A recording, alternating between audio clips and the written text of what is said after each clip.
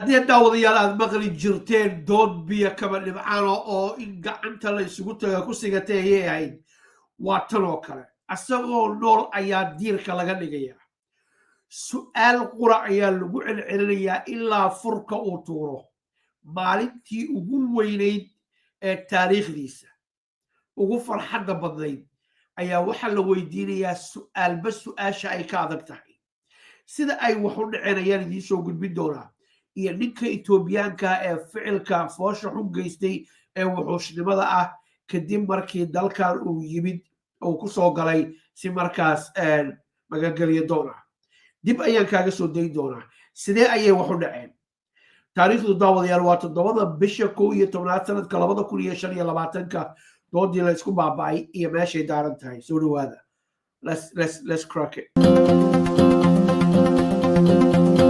mayoral waa xawaalad casri ah oo hantiday qalbiyada ummadda Soomaaliyeed waxay caan ku tahay adeegga hufanaanta iyo ammaanada kan iskaarak mayoral waa gacanta digitalka ee xawaalada amal gacmo furan ku soo dhawaada haddaba kala soo daga Google Play and App Store mayoral app ku soo dhawaada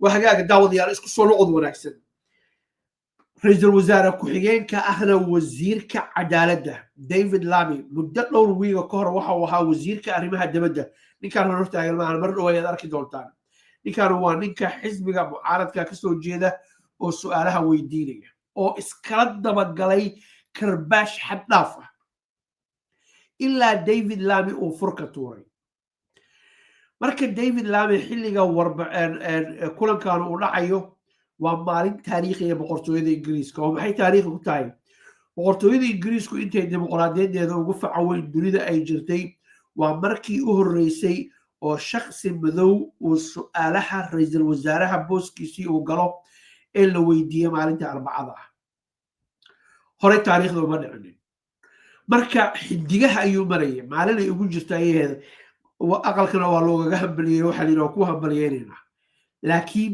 waxa soo socda iyo wabiga yaa weyn waa kan say wax u dhaceen aynu wada dhageysano daawasho wacan inta aan sii daynay waxaan ka codsanayaa David Lammy marka su'aasha la weydiiyo haddana lagu celiyo siduu isku bedelo carada gacmaha soo u tuurayo miiska inuu ka soo boodo waxyar baa galbeed ma karnaa waa kan Now, Mr. Speaker, overnight the father of the girl assaulted in Epping by Hadish Kabatu, the illegal immigrant, released by accident, said the government had failed them relentlessly.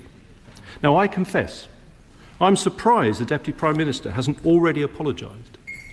So I'm going to give him an opportunity now. Will he apologise to the family concerned? Deputy Prime Minister.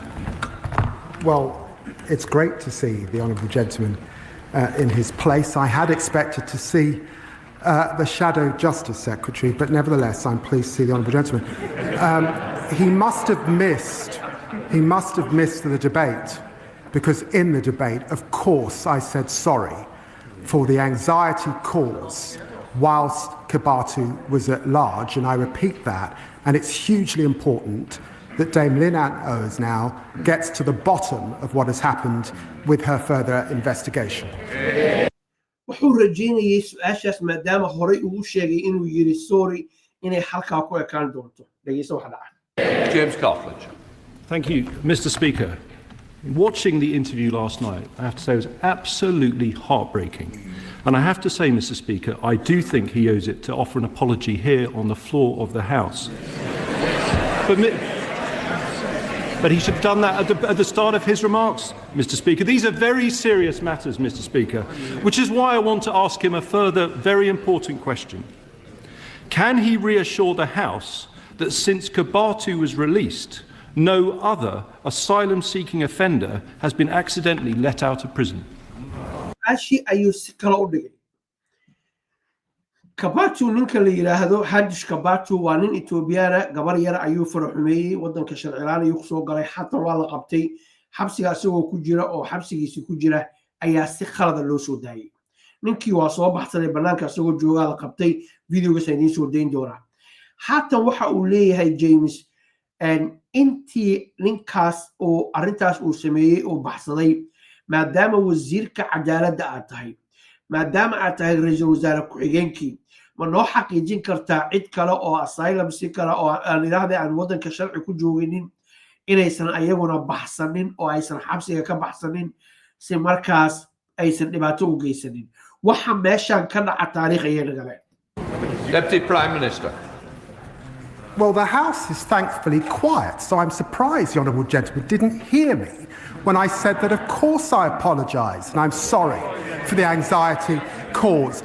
But look, let me just remind him that he was a justice minister that allowed our prisons to get to this state in the first place. And it's now for us to fix the mess that we've got into.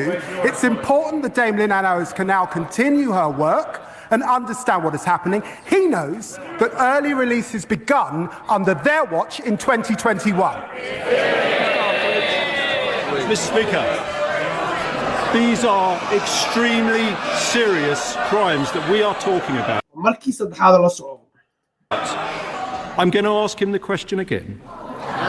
Can he reassure the House that since Kabatu was released, no other asylum-seeking offender has been accidentally let out of prison? It's a very specific question for him to answer. su'aal khaas ayaan ku weydiiyey kamana aadan jawaabinin waa su'aalkaas inaad igaga jawaabtid ayaan rabaa Kabatu intii la soo daayay ma jiraan qof kale oo la soo daayay raahda xabsiga sida khaladka looga sii daayay ma jiraa cid kale oo saas oo kale loo soo daayay David Lamb su'aasha inuu ka jawaabo ma rabo dhageyso waa kale Deputy Prime Minister. After his release, I put in place the toughest checks we've ever had in the prison system.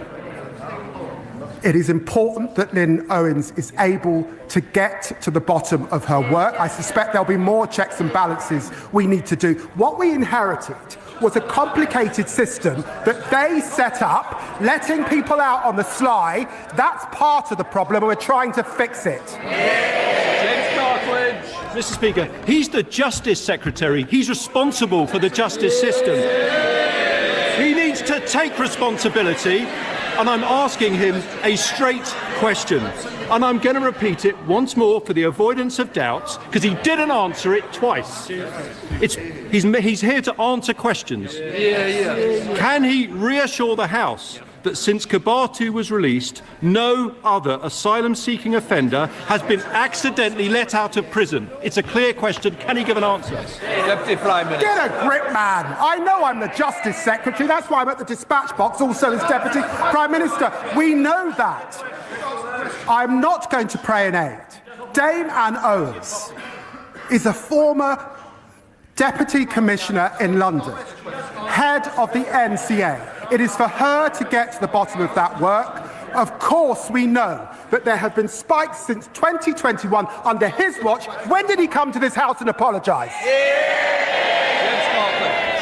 Thank you, Mr. Speaker. The purpose of government is to take... I want to hear both. Quiet. James Carter. Mr. Speaker, it's getting noisier now, so just in case he didn't hear me. meesha sawaxan iyo qeyda ayaa isqabsaday ayuu yiri waxa laga yaabaa inuu san maqlinin mar kale ayaa lagu celinaya furku tuuraya waxaan oo soo wadaa ninka Etoobiyaanka dhibaatada geystay ee waxaan oo dhan sababay ayaa ku soo deyn doona goordhow waxa sidaas loola xisaabtamay su'aalaha la weydiinayo waa wasiirka cadaaladda dhawaan waxa dhacday wasiirka cadaaladda Soomaaliya inuu meel babliga barqadii soo istaagay oo yiri dawladda Soomaaliya shacabku حق iyo xuquuq ay ku leeyihiin ma jirto wala wax barasho wala caafimaad waxba kuma lahan anaga keenni halka ayuu taagayahay kana waa la dubaya cid kelime ka daba tiri oo dawladda Soomaaliya ka tirsan ma jirto baaritaan Brit Somali TV ay samaysay looma oran inuu si bareera oo cad u soo istaago oo yiraahdo dawladdu mas'uul idin kama ahan yani intaynu noqonay way dhaaftay way yiraahdeen reer Burco waa kan markale waa la dubaya He's the Justice Secretary.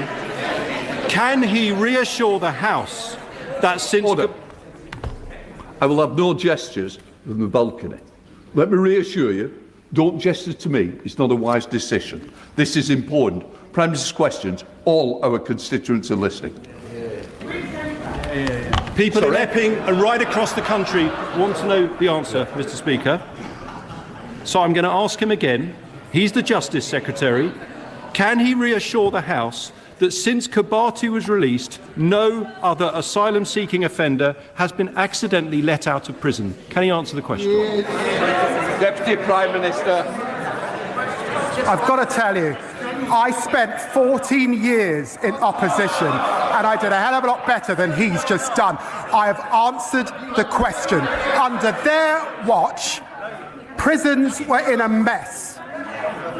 Suicides went up. Prison officers cut. 20,000 neighbourhood polices lost. We've deported more in the last year than they deported in the last 5 years. Please, I'm not going to take any lecture from the honourable gentleman. Mr. Juris and Mr. Stafford, you test my patience each week. Today's not the day to test my patience. We do have quite a bank holiday, so I certainly wouldn't want to be testing it at the moment. James Cartledge. Thank you, Mr. Speaker. The public are extremely concerned about what happened in the Kibatu case. They want to know there won't be a repeat. So I'm putting to him a very clear question about his responsibilities. I repeat, can he reassure the House that since Kibatu... odaygu naftuuraya u jeedaan waa su-aashii shanaad oo isku mid ah. ninkan James waxa uu doonayaa su-aasha uu weydiinaya in loogaga jawaabo.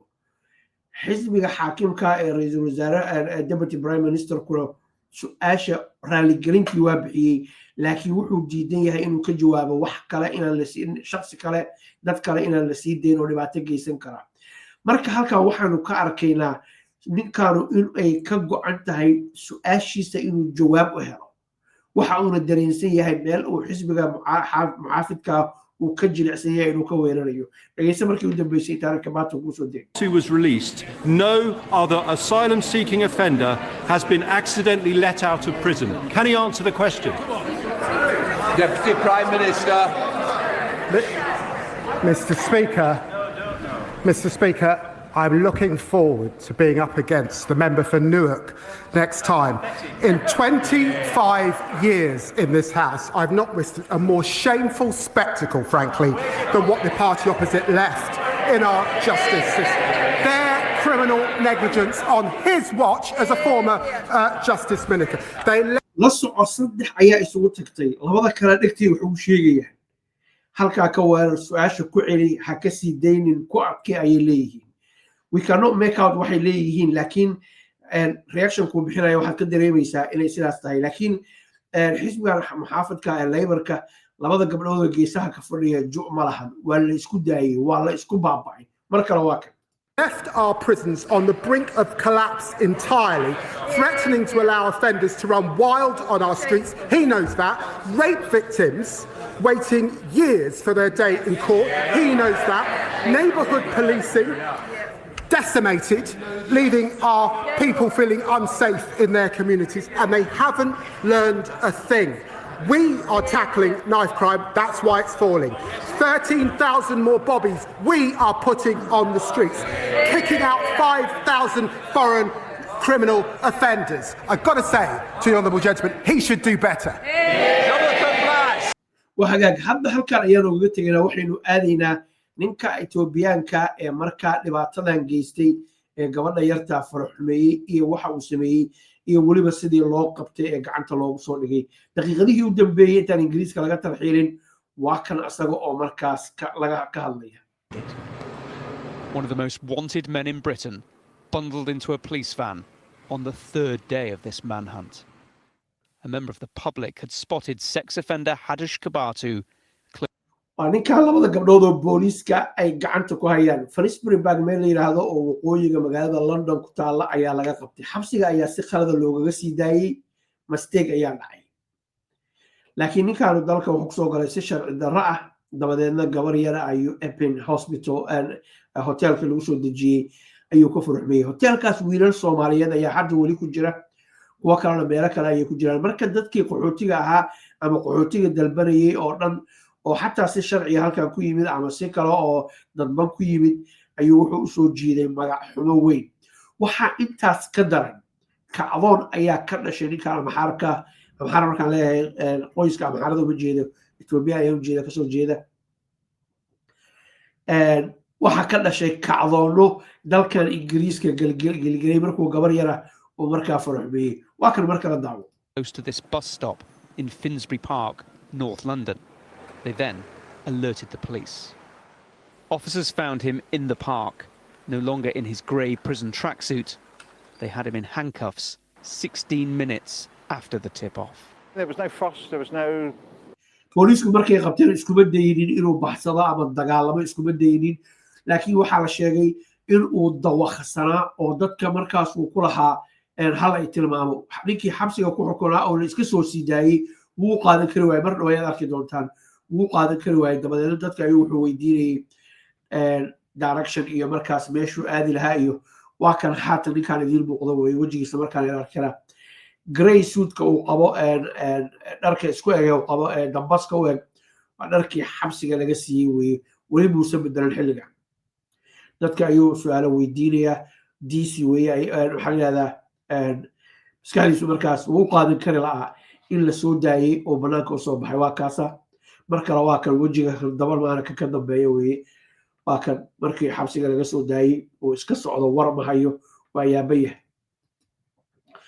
ninkaas ayaa dhaliyay waxaas oo xasarada oo aad arkaysaan khiyaaray dhibaatada uu geystay awgeed marka sidaasaa loo shiilay wasiirkii cadaaladda ee boqortooyada Ingiriiska maalintii u horreysay ee uu bilaabay inuu su'aalaha ka jawaabo markaas prime ministerka oo taariikhda ahayd laakiin wuxuu la kulmay caadi ma ahayn markale waxaan ku celinaynaa waxaan ognahay wasiirkii Soomaaliya dowladda dhexe Soomaaliya inuu yiri dowladdeenu mas'uulka ma aha shacabka waxay noqotay aad loola yaabo isla xisaabtan la'aanta daryeel la'aanta dadka dowladda oo dhan ma ahan shakhsiyaad weeye laakiin wasiirkan asagaa banaanka soo istaagay wax xumaana lagama dhaxayso dhibaata weliga nama dhex marinin inaa ixtiraam u hayo weeye laakiin shaqadiisii inuu gabay ee uu yiri dadkii uma hayno xaqnuguma lahan waxay ahayd xaqiiqatan wax laga yaqiiqsiyoodo laakiin waxay ku tusaysaa meesha xaaladdu maanta ay maraysa soo dhawaada shirkadda dhismaha guryaha ee qibla homes guryahan qurxoon oo indhuhu qaabilayaan oo qalbiguna ku doogsaday waa qasriyadii qibla homes haddii aad qacdii hore ashqaraar la qabac tiri waxba yaanu ku qaadin qalbi daraandarkuye kaalay qibla homes way ku qaabilaysaa shirkadda qibla homes waxay mashaariic ka wadaa Nairobi South Sea iyo Mombasa Niyali shirkadda guryaha ay dhisayso waa apartments iyo villas waxayna ka kooban yihiin 5 bedrooms duplex 4 bedrooms duplex 2 bedrooms duplex iyo sidoo kale 4 bedroom 3 bedroom 2 bedroom iyo 1 bedroom caadi ah guryaha qaar waxay leeyihiin qolkii shaqaalaha qaabka shirkaddu wax u dhisayso waa qaab heer sare ah oo Turkish style ah guri kastana waxa uu leeyahay masaajid madaraso swimming pool iyo gym playground meelaha lagu caweeyo ama sitting area wiishashkii motor automatic ah ceelbiyood internet parking supermarket pharmacy cafeteria security guard iyo CCTV camera iyo facilities kale oo dhammaystiran shirkaddu waxay ugu baaqaysaa macaamiisheeda in beec dhimis